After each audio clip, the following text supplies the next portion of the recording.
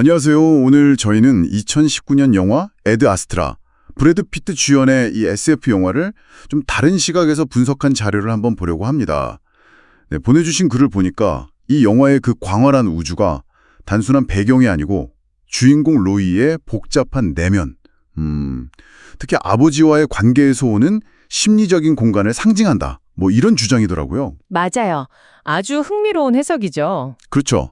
이 분석에 따르면 로이의 여정 자체가 사실은 자기 내면의 상처를 마주하고 오랫동안 좀 외면했던 감정들을 애도하면서 결국 현실의 관계로 나아가는 뭐랄까 치유의 과정이라는 거예요.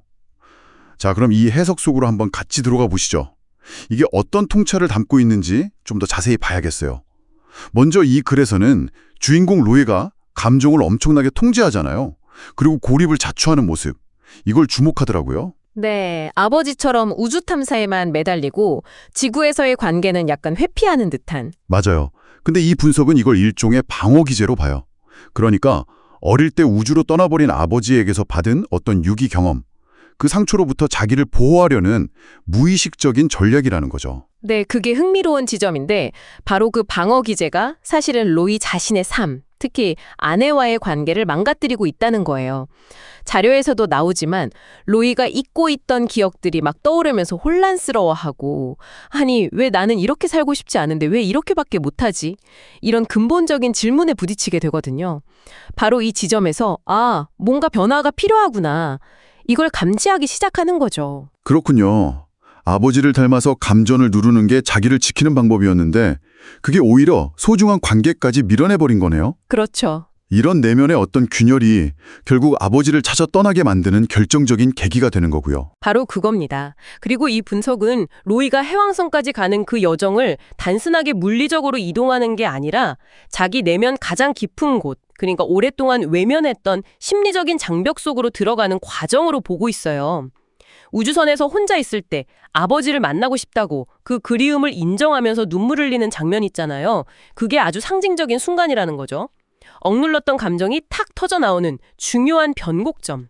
정말 인상적인 해석인데요. 그럼 아버지와의 만남, 그리고 결국 아버지를 떠나보내는 그 과정은요? 그건 어떻게 해석하나요? 이 분석에서는 그 부분을 애도의 핵심으로 봐요.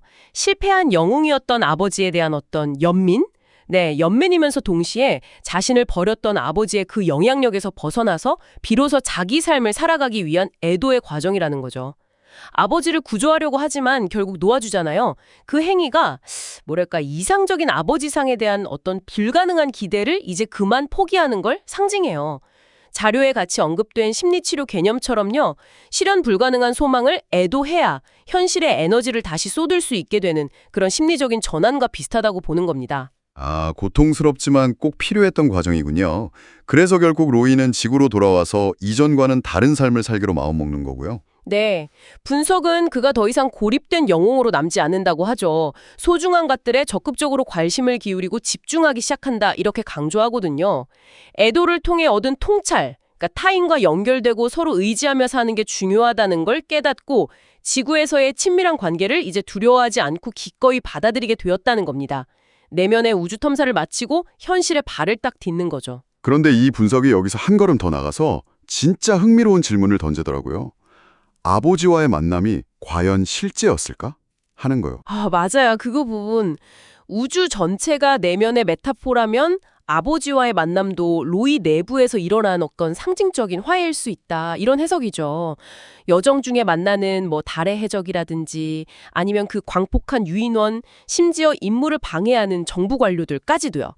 어쩌면 아버지를 이상화하거나 혹은 외면하려는 로이 자신의 내면적인 저항, 그 갈등을 상징하는 장애물일 수 있다는 거예요. 이건 우리가 현실이라고 믿는 것과 우리의 깊은 내면 경험 사이의 경계가 생각보다 모호할 수 있다는 걸 생각하게 만들죠. 자, 오늘 이 분석을 통해서 에드 아스트라를 한번 깊이 들여다봤습니다. 이 해석에 따르면 영화는 정말 광활한 우주를 배경으로 하지만 본질은 한 인간이 자기 내면 깊숙한 상처와 마주하고 또 애도의 과정을 통해서 성장하고 마침내 현실의 관계 속에서 의미를 찾아가는 그런 여정을 그리고 있는 것 같습니다. 네, 오늘 이야기를 마무리하면서 당신에게도 질문 하나를 남겨보고 싶어요. 당신의 내면에도 아직 탐험되지 않았거나 어쩌면 애써 외면하고 있는 그런 우주가 있지는 않나요?